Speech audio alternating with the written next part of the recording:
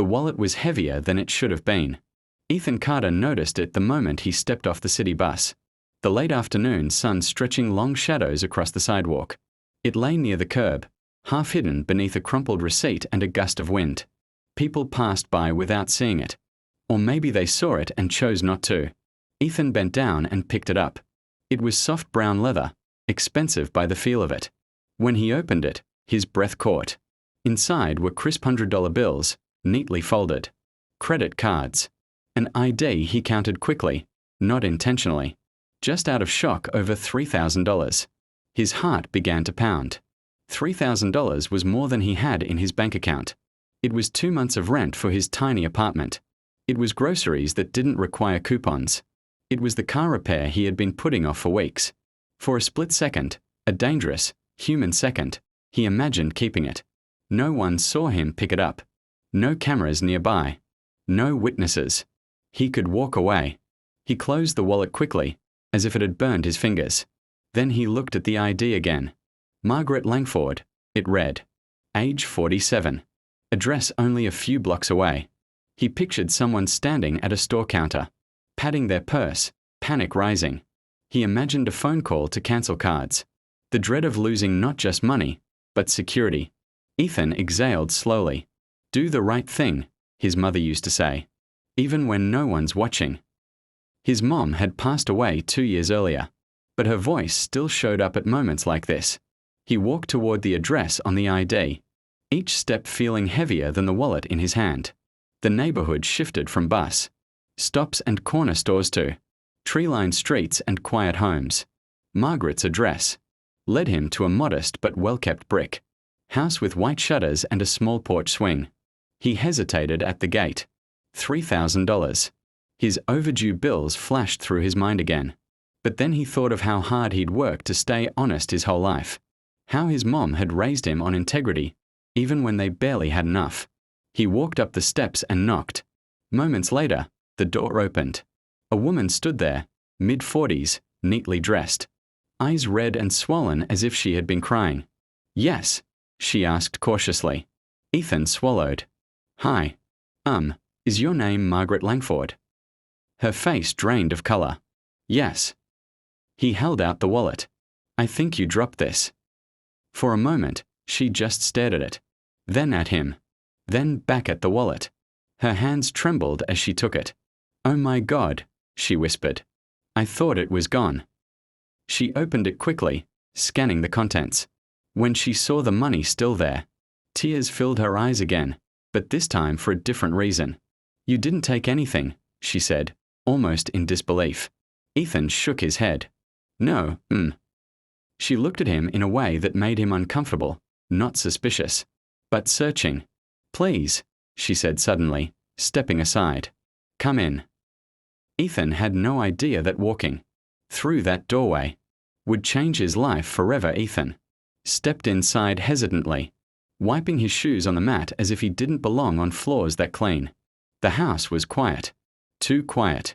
Margaret closed the door behind him and clutched the wallet to her chest like something sacred. You have no idea what this means, she said, her voice shaking. Ethan shrugged awkwardly. Anyone would have done the same. She gave him a look that said she knew that wasn't true. Sit, she insisted, motioning toward the couch. He sat stiffly, unsure why he was there. Returning the wallet should have been the end of it. Margaret sat across from him and wiped her eyes.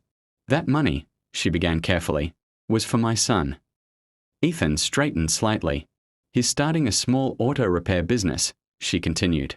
He's been saving for years. Today, I withdrew the rest of what he needed to sign the lease on a garage. Her voice cracked.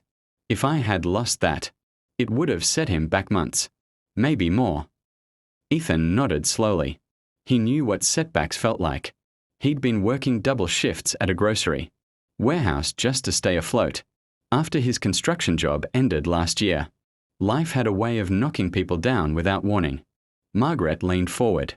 What's your name? Ethan.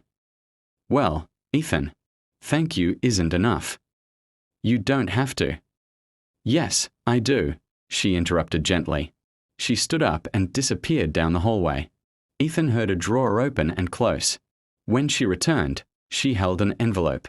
He immediately shook his head. "I can't take money." "It's not a reward," she said. "It's gratitude." She placed the envelope on the coffee table. "There's $500 in there." Ethan's eyes widened. "I can't." "You can," she said firmly. "And you will." He stared at it, conflicted. $500 would fix his car. It would give him breathing room. But something in him resisted. "I didn't do it for money," he said quietly. Margaret studied him for a long moment. Then she smiled, not politely, but knowingly. "I can see that." She slowly pulled the envelope back. "All right," she said softly. "Then let me do something else." Ethan frowned slightly. "Like what?" She folded her hands in her lap. "You see, I also sit on the hiring board for Langford and Sons Construction." Ethan blinked. "I recognize your name," she said. "You applied 3 months ago." His stomach dropped. "I did," he admitted. "Didn't get a call back." She nodded. "We had dozens of applicants." Silence stretched between them. Margaret's eyes softened. "But we are opening a new project next month," she said. "And I think we overlooked someone important." Ethan stared at her, unsure what he was hearing. "You mean?" "I mean," she interrupted gently, "I'd like you to come in for another interview." His chest tightened. "Not because you returned my wallet," she added quickly, "but because your honesty tells me more about your character than any resume ever could." Ethan felt something unfamiliar rising in his throat. Hope. He had walked here thinking he was doing something small. He had no idea someone had been watching, not with cameras, but with life's quiet tests. And apparently, he had passed. The interview felt different this time. Ethan wore his only suit, slightly tied at the shoulders but pressed carefully. As he walked into the Langford and Sons office, his heart pounded louder than it had the day he found the wallet. Margaret wasn't alone this time. 2 other board members sat at the table. Professional. Serious. The questions were tough. Experience. Safety protocols. Team leadership. Ethan answered honestly. When he didn't know something, he admitted it. When he had made mistakes in past jobs, he owned them. At one point, one of the board members leaned back and asked, "Why should we trust you on a major project?" Ethan paused. He could have talked about work ethic, about punctuality. Instead, he said simply, "Because even when nobody's looking, I do what's right." Margaret didn't smile. She didn't need to. 2 days later, Ethan received the call. He got the job. Not entry-level. Project supervisor. The salary was more than he had ever earned. That night, he sat alone in his small apartment and let the silence settle around him. He thought about how close he'd come to making a different choice on that sidewalk. How easy it would have been to keep walking. $3,000 would have helped for a moment. But integrity had built something bigger. A week after he started the new job, Ethan stopped by Margaret's house again, this time with something in his hand. A small framed photo of his mother. He handed it to her. "She's the reason I knocked on your door," he said quietly. Margaret looked at the picture, a smiling woman with kind eyes. "She raised you well," Margaret said softly. Ethan nodded. She did. Months later, Ethan found himself in a grocery store checkout line when the elderly man in front of him realized he didn't have enough to cover his bill. Without thinking, Ethan stepped forward and paid the difference. The man turned, shocked. "You didn't have to do that." Ethan smiled. "I know." As he walked out of the store, he understood something powerful. Kindness doesn't end where it begins. It moves. From one hand to another. From one life to the next. A lost wallet. A knock on a door. A second chance. Sometimes the smallest decision. The one made in a quiet moment, when no one is watching, carries the greatest reward. And sometimes, what shocks you most isn't what someone else does. It's who you become because you chose to do the right thing.